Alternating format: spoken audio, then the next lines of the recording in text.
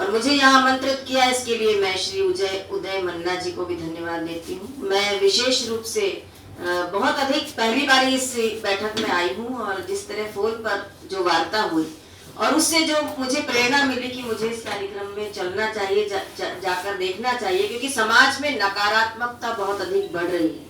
इतनी अधिक नकारात्मकता है तो वहाँ अगर कोई सकारात्मकता की बात करता है तो मन में एक उत्सुकता जागृत होती है कि चलकर देखें कि एक अलग से कोई कार्यक्रम, कोई अलग से एक अभियान किस तरह से चलाया जा रहा है।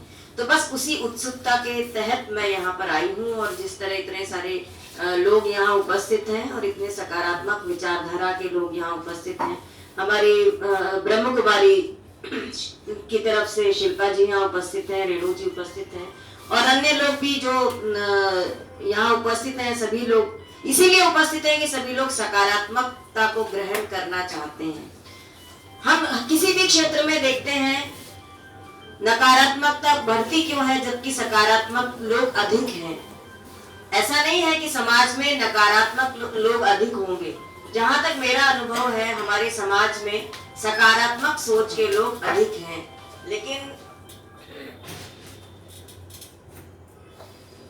लेकिन चूंकि सकारात्मक सोच के लोग एक साथ नहीं रहते हैं, बहुत बिखरे बिखरे हुए से रहते हैं, इसलिए ऐसा प्रतीत होता है कि नकारात्मक लोग अधिक बढ़ रहे हैं और सकारात्मक कम हो रहे हैं। एक मैं उदाहरण देना चाहूंगी। कुछ दिन पहले मेरे पास जो मोबाइल है वो ट्रेन में छूट गया था।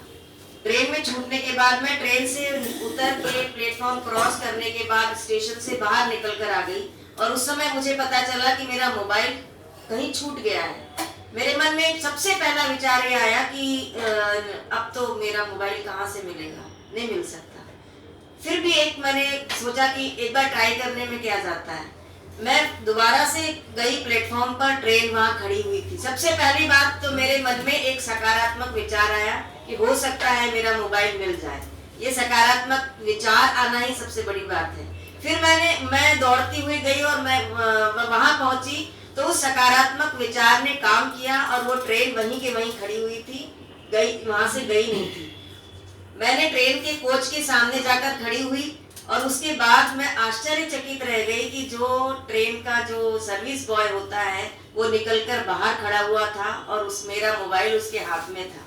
नहीं तो इतने सारे लोग सफाई कर्मचारी आते हैं, मोबाइल तो एक छोटी सी चीज है कि कोई भी अपना उठाकर जेब में डालकर चला जा सकता है।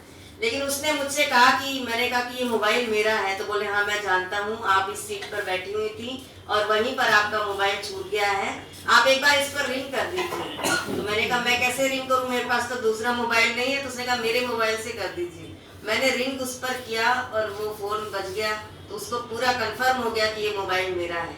तो एक बताने का आशय मेरा ये है कि सबसे बड़ी बात कि मन में एक सकारात्मक विचार आना बहुत बड़ी बात होती है। वो सकारात्मक विचार इतना अधिक काम करता है कि पूरी सृष्टि को सकारात्मक बना देता है। उस दिन मेरे मन में अगर एक पहला विचार नकारात्मक आता कि मैं अब तो मोबाइल मेरा नहीं मिलने वाला और मैं इसे छोड़कर चली जाऊं, बस यहीं से विचार मेरा पूरा नकारात्मक हो जाता और मेरा मोबाइल नहीं मिलता। मेरे मन में प्रभु ने प्रेरणा दी और सकारात्मक विचार आया और सकारात्मक विचार ने काम किया और उसके बाद एक दूसरा सकारात्मक व्यक्ति मुझे मिला और जिसने मेरा मोबाइल मुझे वापस किया। तो इस तरह समाज में मैं तो पिछले 35 वर्षों से कवि सम्मेलन की यात्राओं पर रहती हूँ और महीने में कम से कम 15 जगह तो मैं कवि सम्मेलन में काव्य पाठ कर लेती हूँ, अलग अलग शहरों में। तो वहां पर मुझे इतने सारे अनुभव मिलते हैं और उन अनुभवों के आधार पर मैं कहती हूँ कि समाज में सकारात्मक सोच के लोग बहुत अधिक हैं, आज भी हैं। लेकिन चूंकि मीडिया में और इधर उधर हमें नकारात्मक खबरें ही पढ़ने को मिलती हैं, तो हमें ये भ्रम हो जाता है कि नकारात्मकता ही सबसे अधिक है। सकारात्मक लोगों को एक साथ लाने का काम जो इस संस्था ने किया है, ये वास्तव में बहुत स्तुत्य है। मैं प्रणाम करती हूँ सकारात्मक सोच को। और आज जिस दिन के लिए हम लोग यहाँ उपस्थित हुए हैं, श्री शहीद आजम भगत सिंह, राजगुरु और सुखदेव के जो शहीद दिवस है आज, मैं उन्हें प्रणाम करती हूँ। और उन्होंने देश के लिए, देश की को स्वतंत्रता दिलाने के लिए, देश को आज़ादी दिलाने के लिए अपने प्राण न्यौछावर कर दिए। ऐसे ही राष्ट्र सर्वोपरि रहना चाहिए। हम रहे या न रहे, ये देश रहना चाहिए।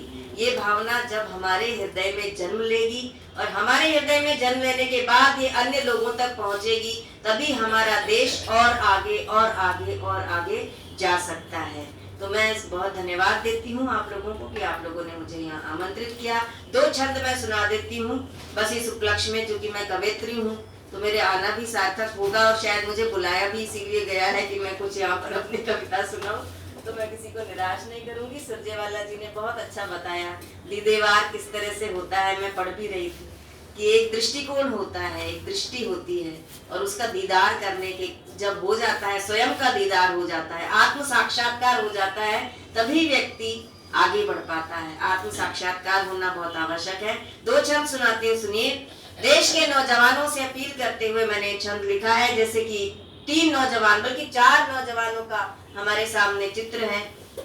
स्वामी विवेकानंद जी, इनके बारे में भी एक बात मैं अगर कहूँ न कहूँ तो थोड़ा सा अधूरा सा लगेगा। उनका चित्र भी यहाँ पर है।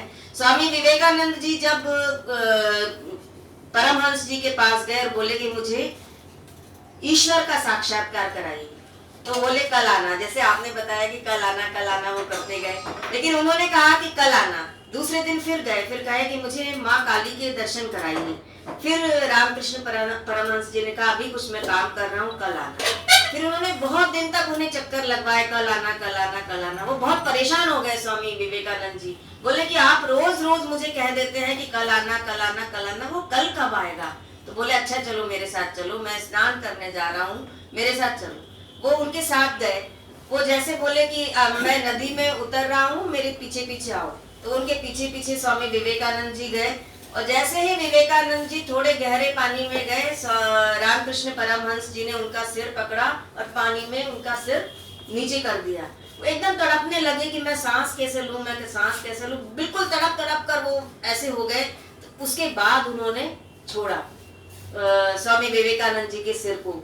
उन्होंने कहा ये तड़प जब तुम में पैदा होगी कि मुझे काली के दर्शन करने, जैसे अभी अपने जीवन को बचाने की तड़प तो तुम में जागृत हुई, उसी तरह से इतनी तड़प जब पैदा हो जाएगी मन के अंदर कि मुझे माँ काली के दर्शन करने हैं, ईश्वर का साक्षात्कार करना है, तो ईश्वर स्वयं तुम्हारे सामने आकर खड़ा हो जाएगा। तुम्हें किसी से भी कुछ भी कहने की आवश्यकता नहीं पड़ेगी। तो ये एक दृष्टि दी स्वामी विवेकानंद जी को श्री रामकृष्ण परमहंस जी ने। तो इसी तरह की तड़प हमें अपने अंदर जागृत करना है अपने देश के लिए। 2 छंद सुनाती हूँ, सुनिए। कि भारत के नौजवानों भारती पुकारती है, भेदभाव छोड़कर साथ साथ आइए। कि भारत के नौजवानों भारती पुकारती है, भेदभाव छोड़कर साथ साथ आइए। दांव पे लगी है फिर भारती की लाज, आज सिंहनाद कर सोए राष्ट्र को जगाइए। कि वाणी की विनम्रता न दोष बन जाए कहीं, कि वाणी की विनम्रता न दोष बन जाए कहीं, अपना प्रचंड रूप शत्रु को दिखाइए। और एक हाथ में तिरंगा और दूसरे में गंगा लेके फिर वंदे मातरम गीत गाइए। एक छंद और सुनिए। कि भारत के वासी हम, हिंद के निवासी हम, हमें अपने वतन पर अभिमान है। रानी झांसी महाराणा छत्रसाल हो जहाँ के, ऐसी पुण्य भूमि शस्य श्यामला महान है। कि काश्मीर से सुदूर कन्याकुमारी तक, काश्मीर से सुदूर कन्याकुमारी तक, भारत का कण कण ईश्वर दान है। और धर्म जाति भाषा प्रांत चाहे हो अनेक, यहाँ एक धरती हमारी एक आसमान है। तो इसी तरह से एक धरती और एक आसमान हम लोग जब तक जान लेंगे तो हमारा ये सारा अभियान सफल हो जाएगा। बहुत बहुत धन्यवाद देती हूँ।